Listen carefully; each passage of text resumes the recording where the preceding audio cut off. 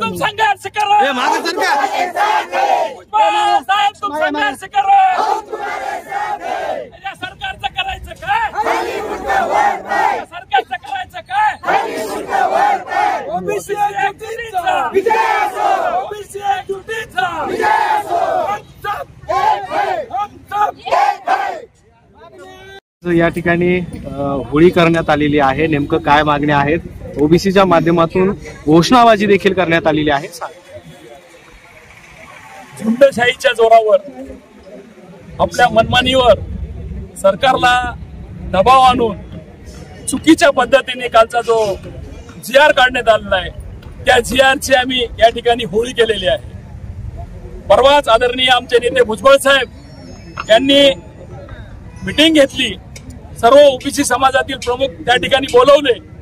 त्यानंतर आदरणीय मुख्यमंत्री साहेब, दोन्ही उपमुख्यमंत्री साहेब यांची भेट घेतली आणि त्यांना सगळे गॅजेट घेऊन दाखवले की ह्या गॅजेटमध्ये काय काय आणि काय काय नाही.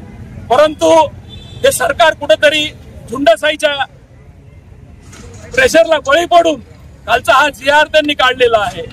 निश्चितच हैदराबाद गॅजेट जे लागू केलेलं आहे काल त्यांची मागणी मूळ होती सरसकट ओबीसी मधून आम्हाला आरक्षण मिळालं पाहिजे.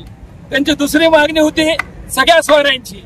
परंतु हे काही शासकीय ह्याच्यावर टिकत नव्हतं, म्हणून हैदराबाद गॅजेटच्या नावाखाली शब्दाची हेरफेर करून त्यांनी ओबीसीची या ठिकाणी फसवणूक केलेली आहे. आणि जो कालचा GR काढलेला आहे तो GR तात्काळ रद्द करण्यात यावं आणि ओबीसीवर होत असलेला अन्याय या सरकारने ऐकून घ्यावा, असे या ठिकाणी आम्ही आज जिल्हाधिकारी यांना निवेदन देण्यासाठी आलेलो आहोत.